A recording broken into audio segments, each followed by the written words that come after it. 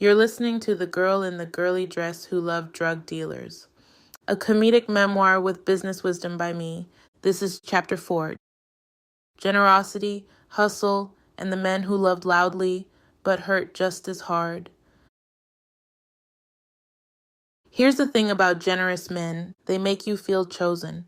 And these men were generous, not performative generosity, not look at me generosity, real generosity, the kind that shows up without you asking, the kind that makes you feel taken care of, protected, considered. They covered everything, every meal, every outing, every expense when we were together, gas, food, entertainment, whatever we needed, they handled it. They gave me money just to have money in my pocket. Not because I asked, not because I needed it for something specific, just because, here, they'd say, handing me cash, put that up. They paid for my weed, always. I never had to reach for my wallet when we picked up. It was just understood this was on them. They took me shopping, not just for necessities, but to match their fly, to look good next to them, to get whatever I wanted. Pick something, they'd say, waving at entire racks of clothes, whatever you like. And I'd stand there, overwhelmed, unused to that kind of freedom. They took me to nicer restaurants, the kind with cloth napkins and menus without prices, the kind where servers called you miss and refilled your water before you asked. We went on road trips, spontaneous, unplanned, just because, and they covered everything, hotels, food, activities, everything. For a girl who was raised most of the time by a single mama, this generosity hooked me. I came from struggle. Real struggle. Poverty, if I'm being honest. The kind where you learn to make a dollar stretch, where luxury is having enough, where stability feels like a fantasy. So when these men provided for me like this, effortlessly, consistently, generously, it felt like a different world. A world I didn't know I was allowed to exist in. And for a woman who had spent most of her life being self-sufficient, that kind of ease felt luxurious. It felt like rest. But generosity, I learned, doesn't always come with consistency.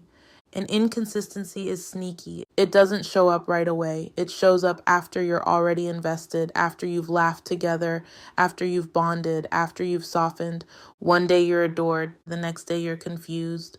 One moment you're cherished, and the next moment you're questioning yourself.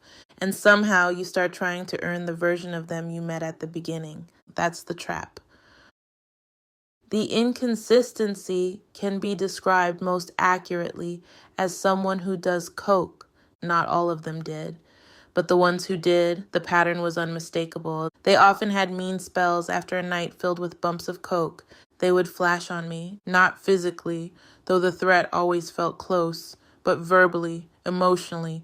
They would be mean, lash out, hurt me with their words in ways that left marks I couldn't show anyone. The good times were really good. Laughter that made my stomach hurt, connection that felt electric, generosity that felt endless, presence that made me feel like the only woman in the world. But the bad times were horrible, cruel, cold, confusing.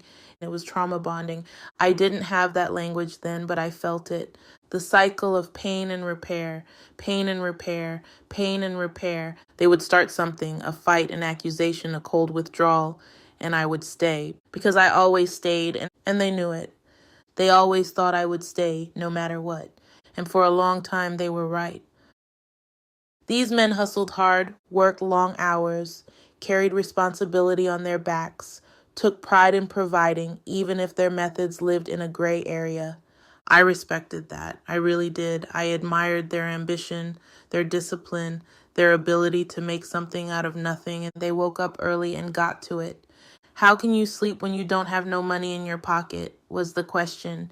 The mentality. Even if they did have money in their pocket, it wasn't enough.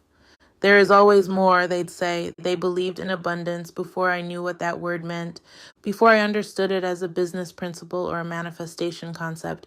They were living it, operating from it, building from it. They had crazy mouthpieces, and that's what people called it, a mouthpiece, the ability to talk, to charm, to persuade, to get their way. They could talk people out of their money, out of their time, out of their boundaries. They hustled regular people too, not just in the streets, everywhere. I remember dating one who needed 4 new rims put on his car. The place was closing for the day. We were about an hour away. It was late. Any reasonable person would have called it a day and come back tomorrow. But he called them and talked to them, charmed them, convinced them to stay open late, just for him. And they did.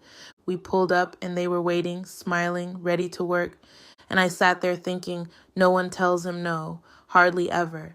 That power was intoxicating to watch. But it also meant that when I tried to set boundaries, when I tried to say no, when I tried to express a need that conflicted with what he wanted, I was met with the same resistance anyone else would face. And I didn't have the mouthpiece to fight back. I never addressed the inconsistency too much. When I did, I cried, and my crying upset them. They couldn't stand to see me cry, couldn't stand to hear it. It made them uncomfortable, angry even. Sometimes I was given money to shut up.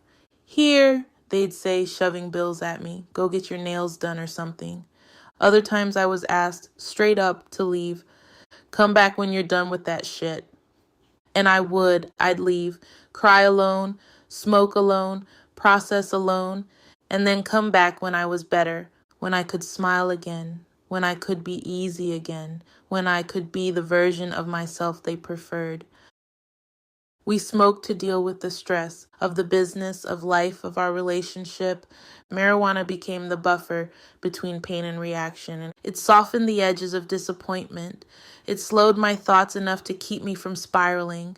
It gave me space to sit with hurt without letting it consume me. But it also, if I'm being honest, kept me there longer than I should have stayed, because it made the bad times bearable. And bearable is dangerous when you should be leaving.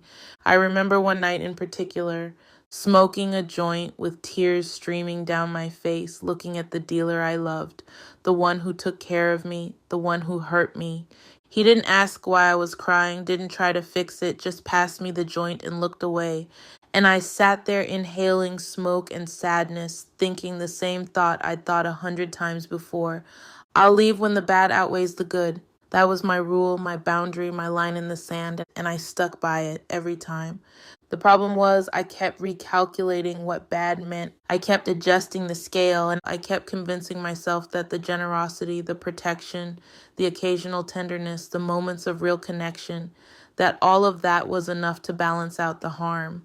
That love was supposed to be hard, that relationships required sacrifice, that if I just loved him better, softer, quieter, he'd become the version of himself I'd fallen for. Here's what no one tells you. Inconsistent love trains you to abandon yourself. You start shrinking your needs, lowering your expectations, explaining away behavior you'd never tolerate from anyone else. I stopped asking for things, stopped expressing disappointment, stopped expecting him to show up the way I showed up, because every time I did, I was met with defensiveness, dismissal, or money, as if my emotional needs could be purchased.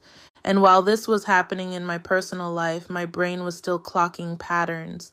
I noticed how generosity worked best when paired with structure, how hustle fell apart without systems, how chaos crept in when emotions weren't managed. That was the business lesson hiding inside the heartbreak. You can't build anything sustainable on inconsistency. Not a relationship, not a business, not a life. It doesn't matter how talented someone is or how kind they can be on their best days. If the foundation isn't solid, the structure will always wobble. But here's the part that complicated everything. The hustle they demonstrated was real. The work ethic was undeniable. The belief in abundance was contagious. The refusal to accept no as a final answer taught me something I'd carry forever. Persistence is a skill. Watching them wake up early, move with purpose, talk their way into opportunities, refuse to settle for less than what they believed they deserved, that shaped me. I learned ambition from men who couldn't put it on a resume. I learned discipline from men who operated outside traditional structures. I learned resourcefulness from men who made something out of nothing every single day. And I learned painfully that you can admire someone's strengths while still recognizing their limitations, that you can love someone deeply while knowing they're not safe for you. That generosity without consistency is just intermittent reinforcement. And intermittent reinforcement is how you train someone to stay in a cage. Marijuana, during this phase became comfort. Not avoidance, comfort. It softened the emotional whiplash, helped me regulate when I was disappointed but didn't want to confront it yet. It gave me space to process instead of react. And sometimes that space was the only thing keeping me from making excuses for behavior I already knew wasn't okay.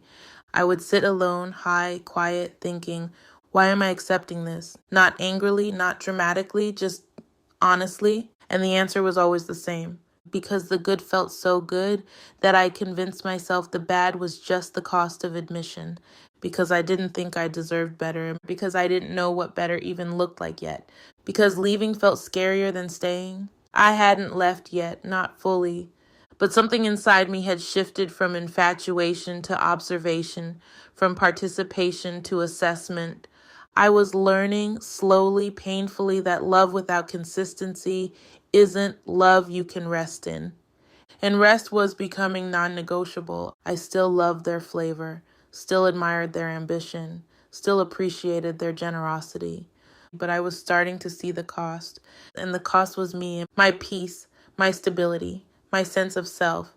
And eventually, I would decide that nothing, not even the good times, was worth that price. But that realization didn't come all at once. It came in moments. In tears shed while smoking joints, in mornings where I woke up exhausted from managing someone else's chaos, in conversations where I shrunk myself to keep peace, in the quiet understanding that I was becoming smaller to maintain access to someone who wasn't expanding to meet me. And one day, not this day, but soon, I would choose myself. But for now, I was still learning, still watching, still hoping the bad wouldn't outweigh the good, still believing that maybe, just maybe, love was supposed to feel this hard. Thank you for listening. If this chapter resonated with you, I'd love to hear how it made you feel. You can share your thoughts in the comments. And if you'd like to support this work, you can pre-order the book using the link in the comments.